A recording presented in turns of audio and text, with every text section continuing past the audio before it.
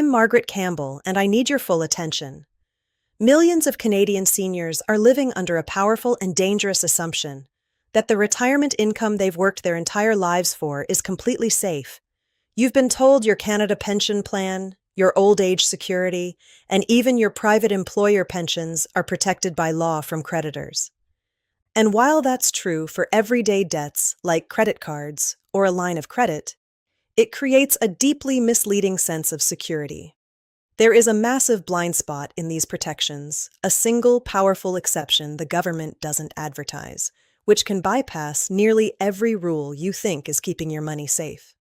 Understanding this hidden truth isn't just important, it's a matter of financial survival. Ignoring this is like leaving the front door of your financial house wide open, believing a protected by law sign is enough to stop a determined intruder. The biggest threat may already have a key. In this video, we are going to expose that blind spot. I will give you the clear, straightforward map you need to navigate this complex reality. First, we will walk through 7 major income and retirement sources that may carry important protections from common creditors. This is the foundation of your financial security, although the exact protection depends on the source, provincial law, and whether the money has already been deposited. But then, I will reveal the one entity that plays by an entirely different set of rules, the one creditor that can ignore those shields and seize your funds without ever stepping foot in a courtroom. I'm going to explain exactly how they can do it and what it means for you. This isn't about fear, it's about empowerment. Stay with me right to the very end, because the final piece of this puzzle, understanding how to protect yourself, could be worth a fortune to you and your family's future. It's time to lock the door. I'm not a typical financial advisor. For years, as a consultant, specializing in retirement finance and government benefits for Canadian seniors, I've had a front row seat to the very system that causes so much confusion and anxiety. I have sat across the table from honest, hard-working people just like you, who have felt the floor drop out from under them when they discovered their pension check was suddenly smaller, or their bank account was frozen without warning. The culprit wasn't a credit card company. It was the one creditor they believed couldn't touch them. I've seen the shock, the disbelief, and the devastation that comes from not knowing the real rules of the game. That experience, witnessing good people blindsided by a system they trusted, is exactly why I'm speaking to you today. My mission, on this channel, and in everything I do, is simple: to be your guide through this bureaucratic fog. My job is to translate the dense jargon of the Income Tax Act and the complicated rules of pension legislation into plain, actionable English you can actually use. The system is passive. It won't call you to offer help or warn you about the pitfalls. That's where I come in. Today, my specific purpose is to arm you with the critical knowledge to understand the true limits of creditor protection in Canada. Protections that can vary by province, by account, and by where the money is held. We are going to turn that hidden truth into your shield, ensuring the nest egg you've spent a lifetime building remains secure. I'm here to reveal the facts the system doesn't advertise, so you can take back control. To truly protect your finances, we need to follow a clear map through this bureaucratic territory. In this video, we're going to break this critical topic down into 3 distinct parts. First, we will establish the foundation by identifying 7 major income and retirement sources that may receive important protection from ordinary creditors. This is the information that gives so many a false sense of total security, even though the exact rules are not identical in every province or every circumstance. Second, we will reveal the powerful exception to all these rules, the one creditor that operates under a completely different playbook, the Canada Revenue Agency. I'll explain exactly what powers the CRA has been granted by law that a bank or a collection agency simply does not possess. Finally, and most importantly, I will show you what this means for you in the real world and outline the crucial steps you must take to ensure you are never caught off guard. This information is absolutely vital for every person planning for or living in retirement in Canada. The rules are complex and can change, and staying ahead of them is your best defense. That's why, before we go any further, I want you to do one thing to protect yourself right now. Take a moment to click that subscribe button below and ring the notification bell. This channel is committed to being your trusted source for the timely financial intelligence you need to safeguard your retirement and your family's legacy. You don't want to miss what's coming next, because in the world of government benefits and tax law, what you don't know can absolutely hurt you. Now, let's start with the shield you believe is keeping you safe. Let's begin with that shield you believe is keeping you safe. It's important to understand that this protection is very real, and it's enshrined in Canadian law to prevent seniors from falling into poverty due to common debts. The foundation of this shield protects your core government benefits from what are called ordinary creditors. Think of credit card companies, banks holding a line of credit, or collection agencies. The first three pillars of this protection are the bedrock of retirement income for millions: your Canada Pension Plan, CPP, payments, your Old Age Security, OAS, pension, and the Guaranteed Income Supplement, GIS. Federal law explicitly states that these benefits cannot be assigned, charged, attached, or given as security. This legal language is a fancy way of saying that a company you owe money to for a personal loan cannot get a court order to intercept your pension check from the government. It ensures your basic income for food, housing, and medicine remains secure. This protection extends further, bringing us to 7 key income and retirement sources. In addition to CPP, OAS, and GIS, employment insurance benefits also receive federal protection before payment, while provincially administered social assistance is governed by the law of the province. The final two are more complex. Sixth, money held inside a registered employer pension plan may receive strong protection under the applicable pension legislation, but the details depend on the plan and jurisdiction. And seventh, RRSPs and RRIFs can also receive important protection, particularly in bankruptcy, although provincial enforcement rules differ and recent contributions may be treated differently. For example, let's consider Robert, a 68-year-old in Calgary with a $10,000 credit card debt he's struggling with. An ordinary creditor generally cannot intercept his monthly OAS or CPP before those benefits are paid, and it cannot simply force money out of a locked-in pension plan. But once pension money reaches a bank account, the answer can depend on provincial law, whether the funds remain identifiable, and whether the bank itself has a contractual right of offset. Robert has meaningful protection, but it is not an unlimited guarantee. So, when you put it all together, CPP, OAS, GIS, EI, social assistance, company pensions, and RRSPs or RRIFs in many circumstances, it forms a powerful but uneven financial fortress. This is the good news part of the story, the legal framework that gives millions of Canadian seniors peace of mind. It is why your core retirement funds can be difficult for an ordinary creditor to intercept at the source. But protected does not mean untouchable everywhere, under every provincial rule, or after every deposit. And this fortress has another critical vulnerability. The federal government can use collection powers that an ordinary creditor does not possess. The good news ends here. Now, we must talk about the entity that can reach funds through an entirely different playbook.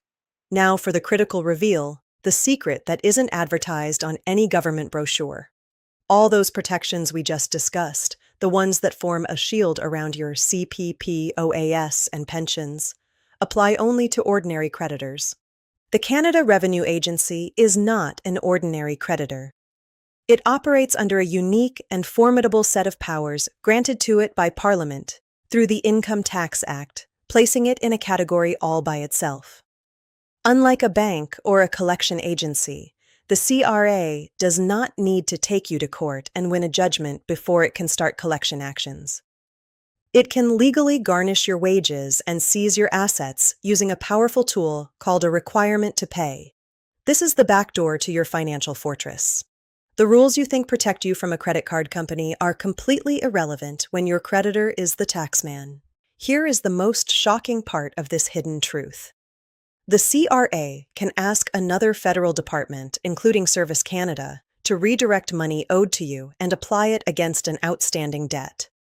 This can include CPP or OAS amounts, and the CRA may also apply tax refunds and federal credits, including the GST/HST credit, to what you owe. The official guidance does not provide one universal percentage that applies to every person or every type of payment. The amount depends on the debt, the payment, and the circumstances of the file. The CRA generally attempts to provide verbal and written legal warning before taking legal collection action, but a federal set-off does not require the kind of court judgment an ordinary creditor would usually need. That is what makes the CRA's collection powers fundamentally different from the protections that apply against common creditors. Let's make this crystal clear. Remember Robert from Calgary, whose benefits could not simply be intercepted at the source for a credit card debt? Now imagine his neighbor, Arthur. Arthur also receives CPP and OAS, but he has an old unpaid tax debt of $7,000 from a small business he closed years ago. After notices and collection contact go unresolved, he checks his account and discovers that a federal payment he expected has been redirected toward the debt. There was no lawsuit by a credit card company and no judgment from a judge. The government used its own statutory set-off authority before the payment reached him. For Arthur, the shield he trusted did not operate the way it would against an ordinary creditor. This isn't a scare tactic. It is the legal reality that the CRA can collect through channels unavailable to Visa or MasterCard. Let's make this even more real by moving from a federal set-off to another powerful collection tool, a requirement to pay sent directly to a bank. Imagine Margaret, a retired teacher in Halifax, with an old $5,000 credit card debt. An ordinary collection agency would generally need to follow provincial enforcement procedures, and it cannot simply intercept CPP or OAS at the source. But money already sitting in a bank account can raise different questions under provincial law, tracing rules, and the bank's own contractual right of offset. So Margaret should never assume that every deposited dollar is automatically untouchable. Now, consider her neighbor, David, who also receives pension income into a checking account, but owes $5,000 in tax debt. After the debt remains unresolved and the collection process advances, the CRA issues a requirement to pay to his bank.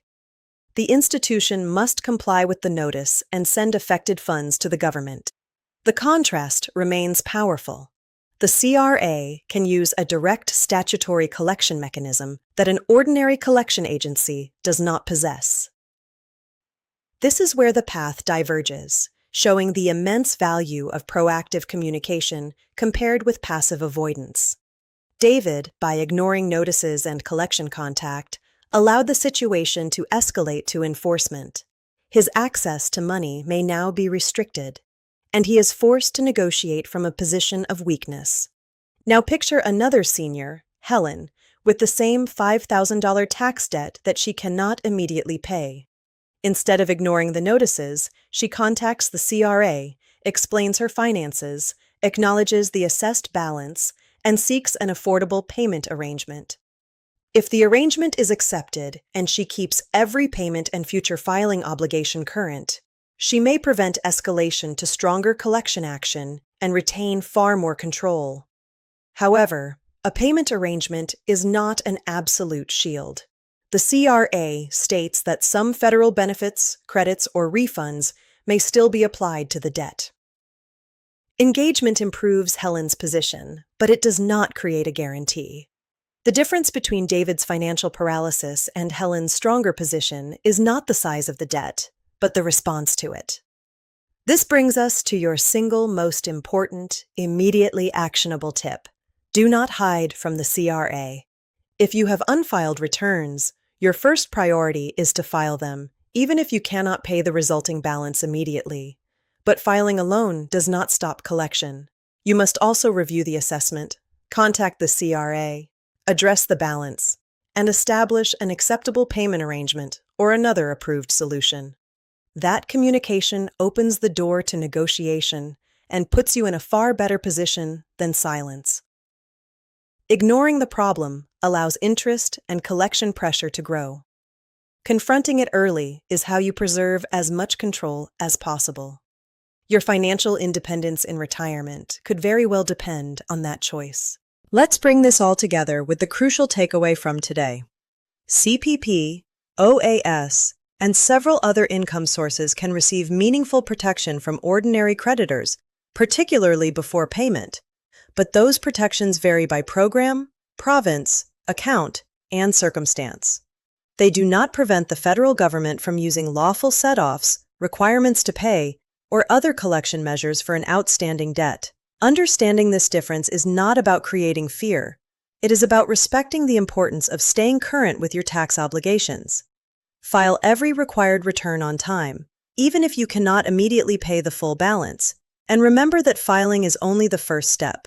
If a tax debt exists, review the assessment and contact the CRA promptly to discuss payment arrangements or other available options. Early communication is not a perfect shield, but it can keep a manageable problem from becoming a crisis that threatens the foundation of your retirement security. This is the kind of critical, often hidden information we are dedicated to uncovering for you on this channel. If you found this valuable, and if you believe other Canadian seniors deserve to know these truths to protect their hard-earned savings, please take a moment to like this video and subscribe. Your engagement isn't just a click. It's a signal that helps this vital knowledge reach more people who need it to protect their finances and their family's future. The system won't call you, but by staying informed, you can ensure you are always in control. I'm Margaret Campbell. Thank you for watching and stay safe.